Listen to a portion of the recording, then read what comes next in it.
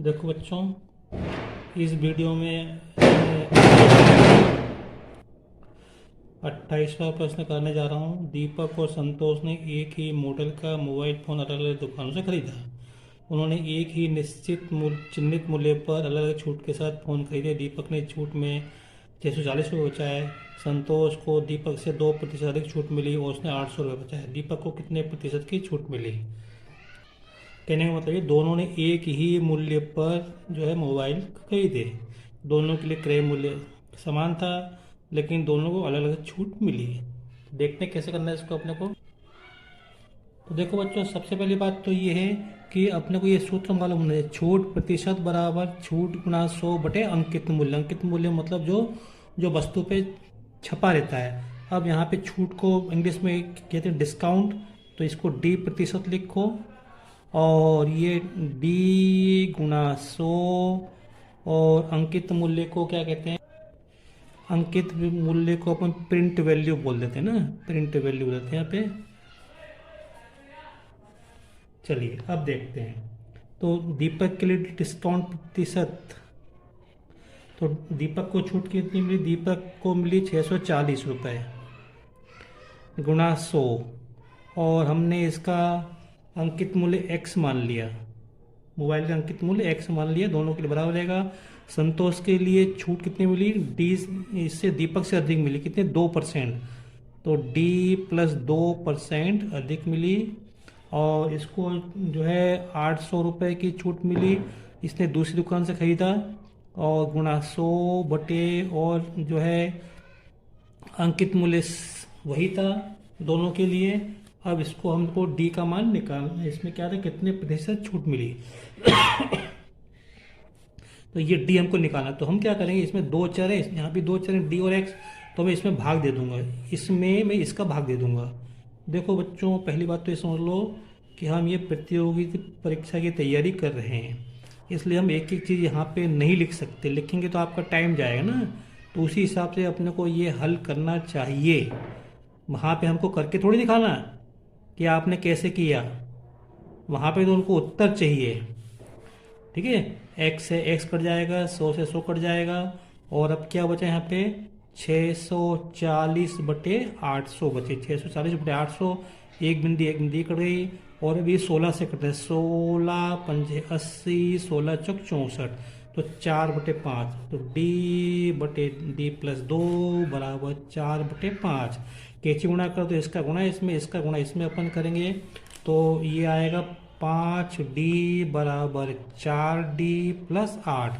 इसको हल करेंगे तो d बराबर आएगा 8%। ये d बराबर 8% आ गया।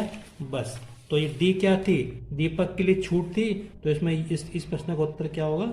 ये 8%। अगला प्रश्न देखते हैं। गणित और भौतिक और रसायन शास्त्र में सोना के औसत 75 अंक हैं। उसके गणित में पेपर में मूल्यांकन के पश्चात औसत बदल कर 78.5 हो गया। गणित में सोना के अंकों के बारे में 15 मूल्यांकन के पश्चात निम्न में से कौन सा निष्कर्ष निकाला जा सकता है? देखो भैया, 3 विषय हैं और हमको औसत भी मालूम है। औसत क्या होता है? औसत योग बटे संख्या होता है। तो यहाँ पे 3 विषय हैं, ठीक है, संख्या 3, गणित, भौतिक, रसायन शास्त्र। औसत हमको दिया है, लेकिन अंकों का योग नहीं मालूम, तो हम इससे अंकों का योग निकाल लेंगे। देखते हैं।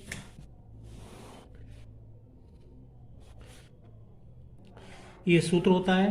तो औसत कितना दिया? 75 दिया है। योग हमको नहीं मालूम, हम इसको x मान लेते हैं। संख्या कितनी? 3। 3 कहाँ से? उसमें अपने को 3 विषय दिए हैं, तो यहाँ से इसको अपन हल करेंगे, इसका गुणा इसमें करेंगे, तो ये आएगा 225। तो योग कितना हो गया? तीनों विषय में जो प्राप्त अंकों का योग कितना हो गया? 225। अब उसके बाद उसको शंका थी, उसने अपनी कॉपी चेक करवाई। तो गणित के विषय में कुछ अंकों में परिवर्तन हो गया। अंकों में परिवर्तन होने से उसके जो है योग बदल जाएगा। योग बदलेगा तो औसत भी बदल जाएगा। तो अब नया औसत कितना दिया है? 78.5 बराबर, और योग कितना हो गया? योग हमको नया योग हमने मान लिया, उसमें उसके y अंक बढ़ गए। ये तो पूछा कितने अंक बढ़ गए, क्या दिया है? कितने अंक बढ़ गए? 305 बढ़ गया ये बना, तो ये हमको निकालना है। निम्न कौन सा इसका निकाला जाता है? तो पहले कितने? 225 थे। 225 में उसके y अंक बढ़ गए। अब विषय तो उतने ही 3 के 3 है।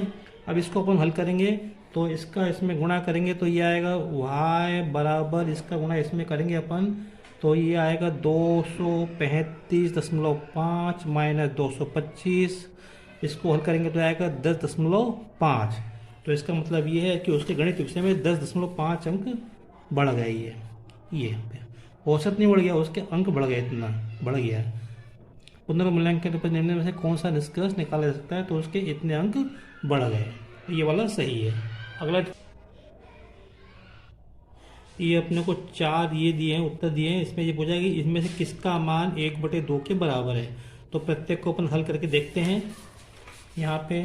तो इसको अपन हल करेंगे यहाँ पे, तो ये आएगा p वर्ग, ये भाग है तो गुणा हो जाएगा 2/p वर्ग हो जाएगा, तो ये 2 आएगा। इसको हल करेंगे तो ये करें 2 आएगा, तो अपने को तो 1/2 चाहिए, तो ये तो हो ही नहीं सकता।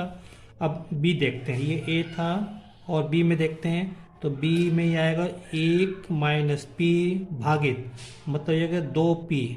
तो इसको भी हल करेंगे तो बात नहीं बनेगी, नहीं होगा हल, है ना। तो फिर आगे देखते हैं c में देखते हैं, तो p + 1 भागित p + 2, इसको भी हल करने से नहीं आएगा। अब देखते हैं, तो निश्चित रूप से चौथा तो होगा ही होगा, तो अपन d देख लेते हैं, तो p² + 1 भागित, ये भाग है ना, तो ये बटे में आएगा। ये इसमें से 2 कॉमन आ रहे हैं, इसमें से 2 कॉमन आ रहे हैं, तो 2 कॉमन निकाल लिया, तो यहाँ से p² + 1 ये इससे कट जाएगा, तो बचेगा 1/2, तो इसलिए ये वाला उत्तर सही है। अगला देखते हैं 31वां प्रश्न देखते हैं। विवेक ने 100 रुपये प्रति मीटर की दर से 5 लीटर संतरे का गाढ़ा द्रव खरीदा। 5 लीटर संतरे का गाढ़ा द्रव खरीदा और उसने 1 लीटर कितने का, 100 रुपये का। तो 5 लीटर कितने का होगा, 500 रुपये का होगा। अब संतरे का जूस बनाने के लिए उसने पानी मिलाया। पानी किस अनुपात में मिलाया, मतलब 1:5 के अनुपात में। इसका मतलब अगर 1 लीटर में 1 लीटर गाढ़े द्रव में 5 लीटर पानी मिलाया, तो इसका मतलब 5 लीटर में कितने मिलाएगा, वो 25 लीटर पानी मिलाएगा। कुल मिला के कितना हो गया, 5 लीटर गाढ़ा द्रव, 25 लीटर पानी, कितना हो गया, 30 लीटर हो गया। चलिए, और उसने उसको बेच दिया, तो अपने को दर भी दी है, ठीक है। उसने 700 रुपये और खर्च किए, तो उसको कितना प्रतिशत लाभ हुआ, तो मैं आपको बता देता हूँ करके। तो देखो 5 लीटर संतरे, है ना, तो 100 रुपये का, तो ये हो गया, मतलब तो 5 लीटर जो जूस था वो कितना 500 का हो गया, प्लस उसने 700 रुपये और खर्च किए उस पर, लिखा ये स्टॉल लगाने के 700, टेंट वेंट लगाने के लिए 700 रुपये, तो इस पर कहा 500 + 700 1200 रुपये उसने खर्च किए, ठीक है। तो ये हो गया आपका कुल क्रय मूल्य। अब उसके बाद देखते हैं विक्रय मूल्य, देखते हैं यहाँ पे। तो अब जो है कुल मिला के उसने उसमें पानी मिलाया, तो कुल द्रव कितना हो गया, कुल द्रव मतलब जूस कितना हो गया, 5 लीटर तो क्या हो गया, संतरे का जूस, और 25 लीटर क्या हो गया, पानी। कुल कितना हो गया, 30 लीटर उसके पास द्रव आ गया। अब 30 लीटर द्रव वो बेचता है किस दर से, 15 रुपये प्रति मिलीलीटर के हिसाब से। तो देखो भैया, 15 रुपये में बेचता है बराबर 250 मिलीलीटर, क्या ये ml। और जैसे ही मैंने इसको 1000 का भाग दिया, तो अब ये लीटर में बदल गया, क्या बदल गया, लीटर में बदल गया, ठीक है। तो अब देखो 250/1000 लीटर बेचता है 15 रुपये में, तो 1 लीटर कितने का बेचेगा, जब 1 का मूल्य निकालते तो भाग देते हैं, तो 15 ये हो जाएगा भागित 250/1000, इसको हल करेंगे तो 15 गुणा 1000/250, कुल कितना लीटर है, इतना लीटर है। तो ये हो जाएगा, सॉरी ये 30 लीटर है, तो 30 लीटर कितने का बेचेगा, तो ये हो जाएगा 15 गुणा 1000/250 गुणा 30 लीटर। अब काट दो, देखो एक बिंदी से एक बिंदी गई, 25 चौक 100, 15 चौक 60 और 6 18 गुणा 1800 रुपये में बेचेगा।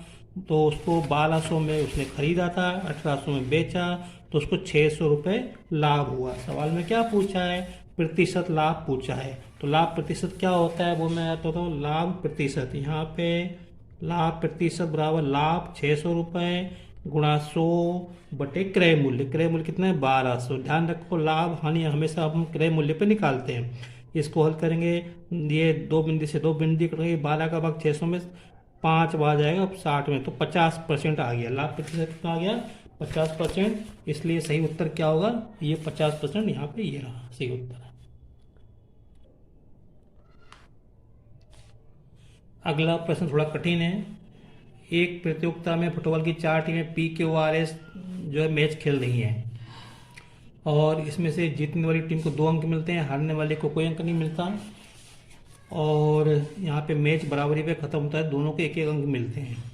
ठीक है, तो देखो PQRS टीम यहाँ पे अपने दिया कुल कुल 6 मैच होते हैं, तो 6 मैच में P को 0 अंक मिलते हैं, मतलब P कोई भी मैच नहीं जीत पाता है। Q को 4 अंक मिलते हैं, S को 3 अंक मिलते हैं, R के अंक यहाँ पे दिए नहीं है। तो अपन देखते हैं कैसे करना है इसको हल। तो सवाल में ये अपने को ये प्रश्न दिया, 32 बार दिया है, Q द्वारा खेला गया कोई भी मैच बराबरी पर खत्म नहीं हुआ तो R को कितने अंक मिले थे? R को कितने अंक मिले थे?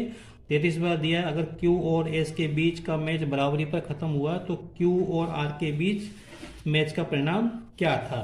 तो देखते हैं। देखो भैया, स्टार्टिंग में P ने Q से मैच खेला, R से मैच खेला और S से, तीनों मैच P हार गया, तीनों मैच P हार गया। तो P के 0 अंक, R के 2 अंक, Q के 2 अंक, R के 2 अंक और S के, तो Q R S दोनों तीनों मैच जीत गए ना, तीनों टीमें मैच जीत गई, तो 1-1 अंक इनको 2-2 अंक मिल जाएंगे। अब फाइनल स्थिति, अब P तो मैच से बाहर हो गया, अब बचे QRS, QRS प्रत्येक के कितने? 2-2 अंक हैं। अब यहाँ पे Q इन दोनों से R और S से खेलेगा, तो खेलेगा, जीतेगा हारेगा बराबर होगा। इसमें दिया है 32वें प्रश्न में दिया है कि Q और S के बीच का मैच बराबरी पर, ये दिया है Q 32वें प्रश्न, Q द्वारा खेला गया कोई भी मैच बराबरी पर खत्म नहीं हुआ। इसका मतलब Q का जो R और S से मैच हुआ है वो बराबरी पे खत्म या हार या जीत पे हुआ है। तो देखते हैं, मान लो Q ने R को हरा दिया, Q मैच जीत गया, Q मैच जीता, तो इसका मतलब Q मैच जीत गया, R हार गया, तो Q को मिलेंगे 2 अंक और R को मिलेंगे 0 अंक। अब इसके बाद Q का S से मैच होगा तो बराबरी तो हो ही नहीं सकता, तो मान लो अगर यहाँ पे Q मैच जीत गया, Q मैच जीत गया तो Q को मिलेंगे 2 अंक, S को मिलेंगे 0 अंक। तो Q के कितने अंक हो गए? 6 अंक हो गए, जबकि हमको प्रश्न में क्या दिया? Q के 4 अंक हैं, 6 नहीं हो, तो इसका मतलब Q S से जीता नहीं है, हारा है। Q मैच S के साथ हार गया तो Q के 0 अंक मिलेंगे और S को 2 अंक मिल जाएंगे। ठीक है, अब Q ने 3 मैच खेल ली, Q ने P के साथ खेल लिया, R और S के साथ, अब क्या बचा? R और S बचे। ठीक है, अभी S के 4 अंक हो गए और R के 2 अंक हैं। इसमें क्या दिया है? S के, सॉरी थोड़ा बच्चों चेंज कर लो, इसको अपन S लिखते हैं, इसको S लिखते हैं, थोड़ा गलत हो रहा है, R को अपन बाद में लिखते हैं, R को हम बाद में लिखते हैं। ठीक है, तो अब Q S से मैच जीत गया है तो Q को 2 अंक मिलेंगे और S हार गया 0 अंक, और Q R से हार गया है, मतलब तो R को 2 अंक मिलेंगे, इसको 0 अंक, ये इस तरह से यहाँ पे अंक मिलेंगे। तो अब यहाँ पे R के, तो Q के 4 अंक हो गए यहाँ पे, अब R और S के बीच, तो R के कितने अंक हैं? 4। फिर से यहाँ पे मैं इसको उठ लेता हूँ, मैं इसको S और R कर लेता हूँ, सॉरी S और R, S और R कर लेता हूँ।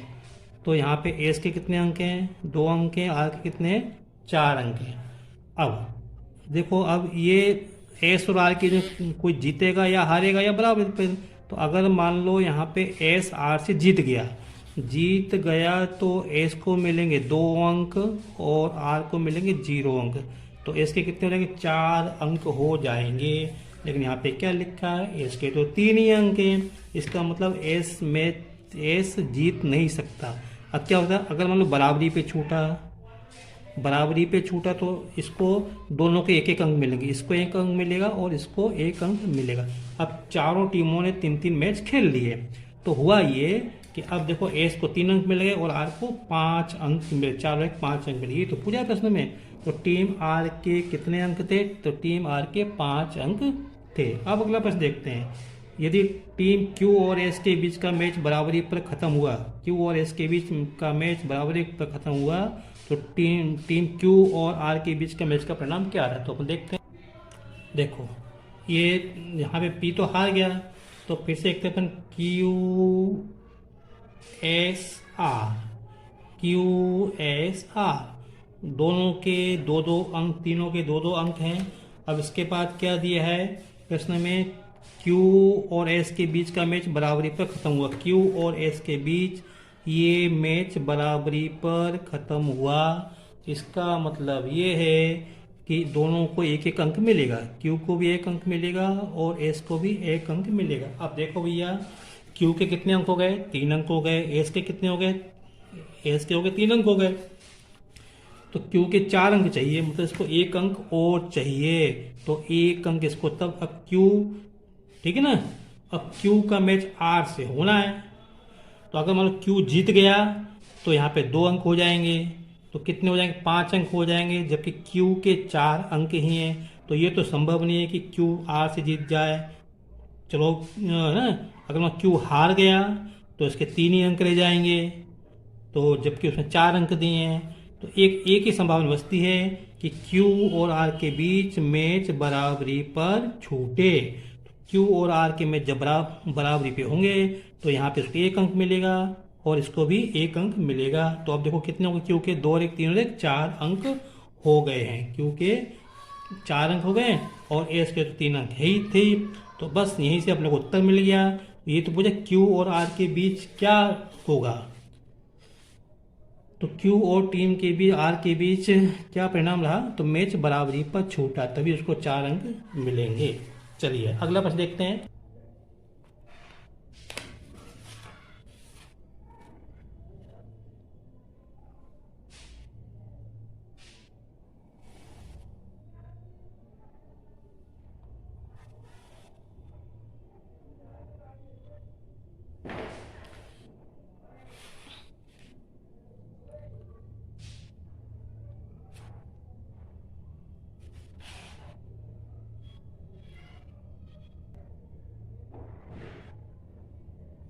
तो ये जो है निखिल मेघा की जो मोमबत्ती है उसकी त्रिज्या R, ऊंचाई H है, तो इसका आयतन क्या हो जाएगा? पाई R वर्ग H हो जाएगा। और यहाँ पे निखिल की जो मोमबत्ती है उसका आयतन क्या है? मेघा के आयतन का 1/4 है, ऐसा आपने को दिया है। अब वो ये पूछ रहे हैं अगर ऐसा है तो निखिल की जो मोमबत्ती है उसकी त्रिज्या और ऊंचाई क्या होगी? उसकी त्रिज्या और ऊंचाई क्या होगी? इसमें से 4 उत्तर दिए, इसमें से कौन सा सही होगा ये हमको देना। तो हमको क्या करना पड़ेगा? ये जो आंसर दिया है इसमें हम R और H के मान रखेंगे, तो एक एक मान रख के देखते हैं। पहले मैं इसमें देखता हूँ, जिससे हमको ये मिल जाएगा वो सही होगा। देखते हैं, पाई R का मान कितना है इसमें? R/2, तो R के स्थान पे रखें R/2 का वर्ग और H के स्थान पे क्या लिखेंगे? 2H। तो इसको हल करेंगे हम तो क्या मिलेगा? पाई R² गुणा 2H। इसको हल करेंगे तो क्या मिलेगा? पाई R² H/2 मिलेगा। तो ये तो हो ही नहीं सकता, क्योंकि अपने को बटे में 4 चाहिए, तो ये तो हो ही नहीं सकता। अब इसको रख के देखते हैं अपन B में, ये A था, ये B रख के देखते हैं यहाँ पे। तो पाई R के स्थान पे R/4 का वर्ग गुणा 4H, ये रखा है। ये R के स्थान पर R/4, H के स्थान पे 4H रख के देखा, इसको हल किया तो ये आएगा पाई R² 16 गुणा 4H। 4 से 16 कटेगा 4 बार, तो यहाँ से हम लोग को पाई R²H/4 मिल गया है, तो ये सही है। अब इसको अपन रख के देखते हैं। चलो ये भी बताता हूँ मैं यहाँ पे, तो रख के देखो R के स्थान पे R/2 यहाँ पे, तो R/2 का वर्ग गुणा H/2, इसको हल करेंगे तो ये मिलेगा पाई R² 4 गुणा H/2, तो ये मिलेगा पाई R² H/8 मिल रहा है, तो इसलिए C नहीं हो सकता, D अपन देख लेते रख के। तो पाई गुणा R/4 का वर्ग गुणा H/4, इसको रखेंगे तो ये हो जाएगा पाई R² 16 गुणा H/4, तो ये जाएगा पाई R² H/64 हो जाएगा। तो नहीं मिल रहा ना, तो हमको इससे B से मिल रहा है, तो इसलिए हमारा उत्तर क्या होगा? बी, इससे हमको जो आयतन है वो इसका 1/4 मिल रहा है। तो इसका मतलब ये है कि ये r/4 है और ये कितनी है, ये 4h है। चलो अगला प्रश्न देखते हैं अपन। दो प्राकृत संख्याएं जी और एच है। प्राकृत संख्या मतलब 1 2 3 4 5 6 इस तरह से हैं। इस प्रकार है कि जी बड़ी है एच से, मतलब जी बड़ी है एच से। तो एच का भाग जी में देने पर शेष पर कितना बचता है, 13 बचता है। तो मैं भाग देता हूँ। देखो बच्चों, एच का भाग मैंने जी में दिया, तो यहाँ पे घटाया। अब कितने बार भी गया, मान लो एक बार गया भाग पर, तो शेष पर कितना हुआ, अच्छा 13। इसका मतलब ये है कि एच का भाग जी में पूरा पूरा नहीं जा रहा। पूरा पूरा भाग तब जाएगा जब यहाँ पे 0 बचेगा। अब भाग कब जाएगा, तो अगर मैं इसमें 13 घटा दूँ, इस जी में से 13 घटा दूँ, तो अब यहाँ पे 0 बचेगा। अब यहाँ पे 0 बचेगा, ठीक है। अब इसका भाग इसमें जाएगा। अब देख लो, यहाँ से हम इसको ऐसा भी लिख सकते हैं g-13 करके, है ना, वो जो a बराबर बी क्यू प्लस आर से भी कर सकते हैं। लेकिन यहाँ पे अभी वो कॉन्सेप्ट नहीं लग रहा है। ये एच का भाग इसमें 2 बार भी जा सकता है, 3 बार भी, कितने बार भी जा सकता है, कोई दिक्कत नहीं, वो हमको वो नहीं करना है। लेकिन मैं आपको एक बात बताना चाहता हूँ। अब हम इसका भाग इसमें जा रहा है पूरा वाला, शेष पर 0 बच रहा है। तो अब इन दोनों को अपन जोड़ें या घटाएं, इन दोनों को हम जोड़ें या घटाएं, जो भी हमको नया मान मिलेगा उसमें भी एच का भाग जाएगा। तो h इनको जोड़ेंगे, g-13 इनको जोड़ दिया मैंने, तो ये जो संख्या आएगी जो भी आएगी वो h से विभाजित होगी, h का इसमें भाग जाएगा, ठीक है। तो अब इस h प्लस g-13 लिखा है, इसको g प्लस h-13 लिख लो। तो इसलिए हमारा उत्तर क्या होगा, ये वाला g प्लस h-13 सही होगा। आप देख लो, मैं आपको बताता हूँ करके, एक हाथ के उदाहरण लेके देखो फटाफट। 15 का भाग मैंने दिया, यहाँ पे कितना बचता है, यहाँ पे 13 बच रहा है, इसलिए यहाँ पे 28 होना चाहिए। क्या होना चाहिए, 28। तो 15 एकम 15, 13 बचे। अब अगर मैं इस 28 में से 13 घटा दूँ, 28 में से 13 घटा दूँ यहाँ पे, तो 28 माइनस 13 कर दूँ, ठीक है। तो कितने जाएंगे, 15, कितने जाएंगे 15। तो अब इन दोनों को जोड़ो, 30 हो गए। अब 30 में 15 का भाग जाएगा नहीं जाएगा, बिल्कुल जाएगा। कोई और संख्या ले लो, तो चलो मैंने यहाँ पे 15 ले लिया और यहाँ पे ले लिया मैंने 43 ले लिया। क्या ले लिया, 43। तो यहाँ पे 15 दूनी 30, 13 बचेंगे, क्योंकि 13 बचा ना यहाँ पे। एक बात और, यहाँ पे जो भी संख्या आएगी वो 13 से बड़ी होनी चाहिए। मैंने 15 लिए, अब 14 ले लो, 16 ले लो, 20 ले लो, 100 ले लो, कुछ भी ले लो, ठीक है। अब जब आप अभी भाग नहीं जाएगा, लेकिन आप 43 में से 30 घटाओगे, सॉरी हाँ 43 में से 30, 43 में से 13 घटाओगे, ये 13 घटाना है, तो कितने बचेंगे, 30 बचेंगे। तो 15 का भाग अब आप जोड़ लो, इनको जोड़ लो, कितने, 30 और 15 जोड़ लो, 45 आएंगे। 45 में 15 का भाग जाएगा। तो मेरा मतलब ये है कि 13 घटाने के बाद जो संख्या आएगी वो इसको अपने इससे जोड़ेंगे, तो वो संख्या उसमें 15 का भाग जाएगा। तो वही वाली बात यहाँ पर थी। चले अगला प्रश्न देखते हैं जल्दी से। ये अपने को पैटर्न दिया है, देख रहे हो आप सामने। अब ये पूछा है इसके बाद इनमें से कौन सा क्रम आएगा, तो मैं आपको करके बताता हूँ बच्चों, है। देखो बच्चों, ये मैंने ये बना दिया यहाँ पे, ये नंबर 1, ठीक है। अब उसके बाद देखो ये ऐसा है ना, ये ऐसा है, तो इसको मैं ऐसे घुमा देता हूँ। अब घुमाने के बाद देखो इसको ऐसे मिलाना है, तो मैं इसको इस तरीके से मिला दिया ये। तो अब ये इसके साथ दिख रहा है कि नहीं दिख रहा है, बिल्कुल दिख रहा है आपको। ये इसको डाल दिया नंबर 2। अब फिर मैं इसको ऐसे घुमा देता हूँ। घुमाने के बाद अब देखो मैंने इसको ऐसे मिला दिया, तो ये लाइन ऐसे मिला दो। तो अब देखो ये इसके साथ दिख रहा है कि नहीं दिख रहा, ऐसे गया, ये दिख रहा है ना, तो ये नंबर 3 हो गया। अब फिर मैंने इसको ऐसे घुमा दिया। अब घुमाने के बाद देखो आप, मैंने इसको ऐसे मिला दिया, ये 4। अब आप देखो ये जो आकृति है ये इसके से दिख रही है कि नहीं दिख रही, दिख रही है ना, ठीक है। अब मैंने इसको, इसके बाद क्या आएगा, तो मैं इसको फिर से ऐसा घुमा देता हूँ। और घुमाने के बाद अब आपको सोचो कि मैं अब लाइन कहाँ खींचूँ, अब मैं लाइन ऐसे खींचूंगा।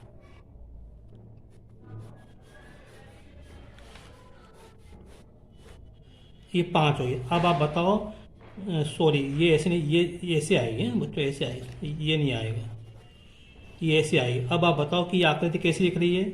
ये आकृति इसके ऐसी दिख रही है कि नहीं दिख रही है? देख लो, इसको ऐसे मिलाया और ये ऐसे। इसको मत देखो आप, ये इसके ऐसे दिख रही है, तो इसलिए ये क्या होगी, ये 5 है, तो इस तरह से अपना उत्तर क्या होगा, डी होगा। ठीक है बच्चों, इस वीडियो में इतना ही। बाकी के प्रश्न अपन अगले वीडियो में जो है करेंगे। अगर आपको मेरा वीडियो पसंद आया हो तो इसे लाइक करें, शेयर करें और सब्सक्राइब करें। Thank you.